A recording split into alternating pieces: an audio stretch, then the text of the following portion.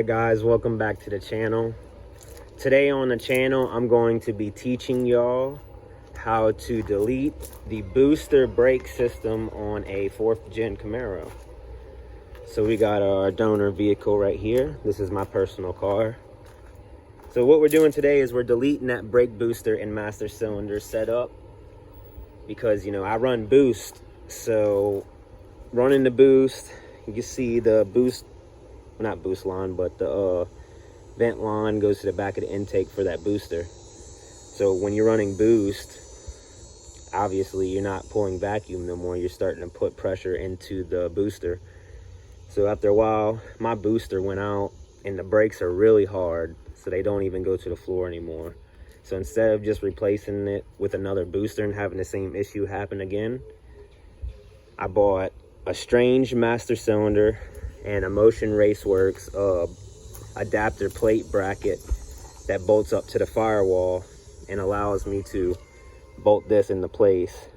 Now I'm also gonna have to make some new lines and connections of what I got here. Just hopefully I can tidy it up a little bit, make it a little bit better, because it is just all sitting right there. So I'm about to start tearing that one out, and then we'll show the process of how to install the new one. So the first steps of removing this brake cylinder booster, what we got going on, we're gonna have to remove these brake lines. Simply just twist these nuts with a wrench. Remove the vacuum hose. Now this does go to the back of the intake, so I got a fitting on it. I'm gonna take the fitting off and twist in a pipe plug. So that's how I'm gonna block that back off. As soon as we get these brake lines off, we're gonna come on the inside of the vehicle. And they got these 4 bolts on each side. And also the brake lever, little clip, slides off. Pop that off just like that. Take those 4 bolts off, and once you take those 4 bolts off, you'll be able to remove the booster and cylinder. I'm not going to take the cylinder off the booster because I'm just going to leave it together and pull it all out as one piece.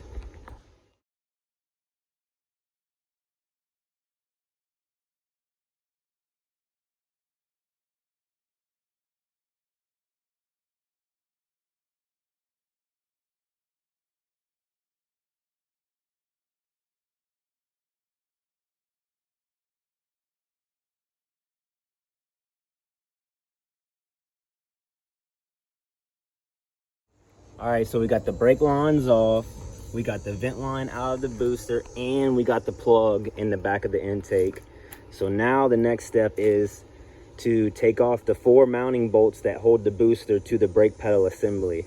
We take those 4 bolts off, this whole thing will pull right out, and then we'll be going into installing the swap bracket, kit, and master cylinder.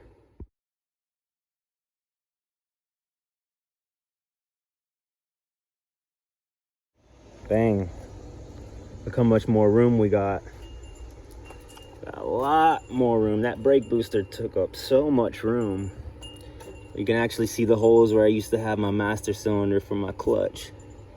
Used to be a manual car. We put it back to automatic. It was V6 automatic. Then we V8 swapped it automatic, then we manual swapped it, and then we turbo swapped it, 408 swapped it, and then we did a turbo 400 swap. So now we got a lot of holes to patch up in the firewall, but that would be another day. So let's go ahead and start diving in on how to put that block plate up and getting the master cylinder mounted and everything hooked up and adjusted. So this right here is the adapter plate. So Motion RaceWorks makes this kit right here. It's the 4th gen Camaro. So we need a bolt, I think this plate,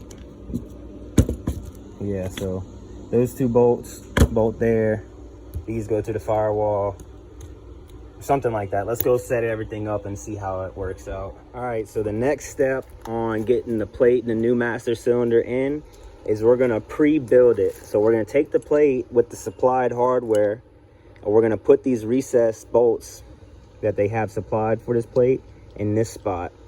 And then what we're gonna do is we semi-built our shaft. I put a little bit of grease in there, but semi-built it because this is gonna slide over right there. And then we're gonna slide this through like that, and then use the bolts right here. You see it's already got threads, just like the top ones, they're threaded. So we're gonna twist these two bolts into those holes, and we're gonna make this a whole assembly. Do not forget to put your rubber boot on, because once you bolt this plate on, you will not be able to get the rubber boot back on because it pinches between the plate and the cylinder. And that's what holds it all together. You see it just pops right off. It's really easy. So make sure you put that on, so when you bolt it down, it pinches in. So I'm gonna pre-build this, and then I'm gonna stick it all in, just like how we pulled this out. You see how it's got all the studs sticking out? So when we're done with this, those bolts are gonna stick out, those bolts are gonna stick out, and it's all gonna go right onto those 4 bolts. And then we put nuts and washers from the back side, and that's how we mount up this. Now let me go ahead and bolt all this together and show you. All right, after you get the bracket and the master cylinder all assembled together, this is what it should look like. So what we're gonna do is we're gonna just plop it in there, line up the holes, and then put nuts and washers on the back side. Now the problem that I'm having right now though is that the brackets on the inside, you see it's hanging. So I'm gonna have to get somebody to go in the inside and hold it up so I can slide these through the holes.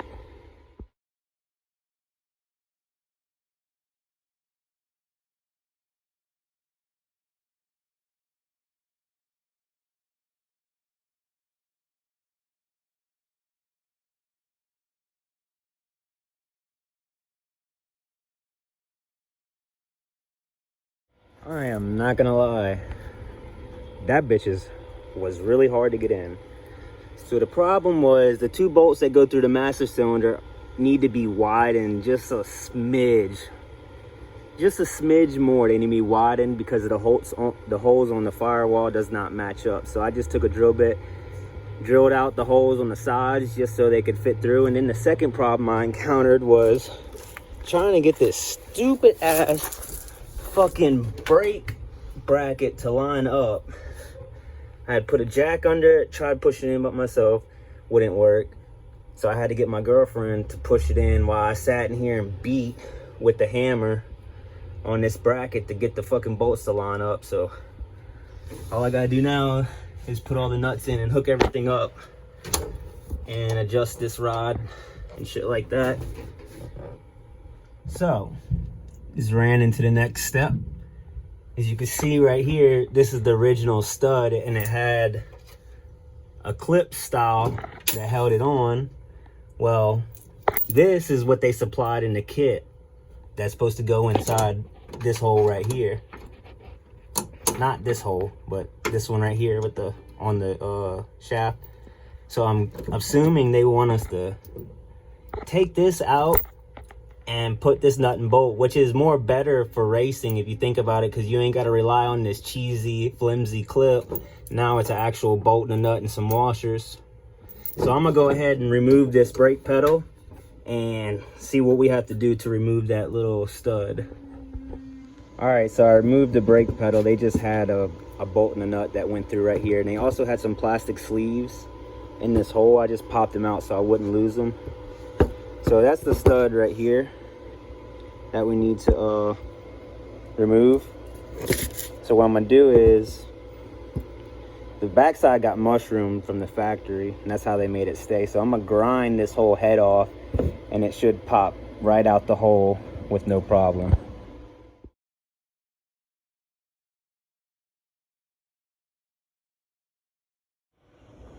All right, so I cut one side, tried beating it through, and it would not beat through. So I said, fuck it. I cut the other side, and what do you know? It beat out the other way easier. So got that fixed. Now I'm about to slide this bitch back in, and we'll see about getting our master cylinder bolted up.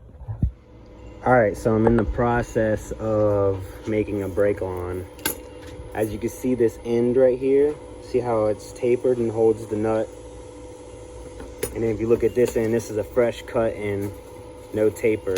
So we're gonna have to, well, really it's called flaring toolkit. This is at O'Reilly's.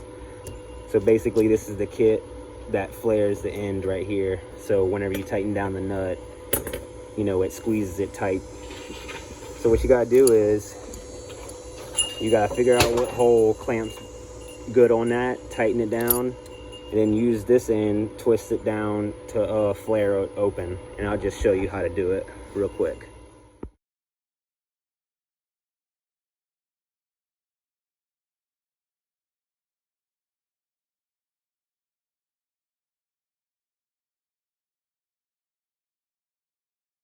Yeah, I'm not gonna lie, this O'Reilly's flare toolkit is pretty sucky. The problem is, these nuts right here does not tighten the center of this tight enough. So every time I take the flare tool and press up to flare the end, it pushes it down through the hole. So I had to sit here, grab one end on the vice grip, and literally put the vice grip on this side just to get a strong enough clamp to be able to make my end. But I got the end made. You can see how it's tapered. It catches the nut, so you can be able to tighten the line up against the master cylinder. But I got this one line made.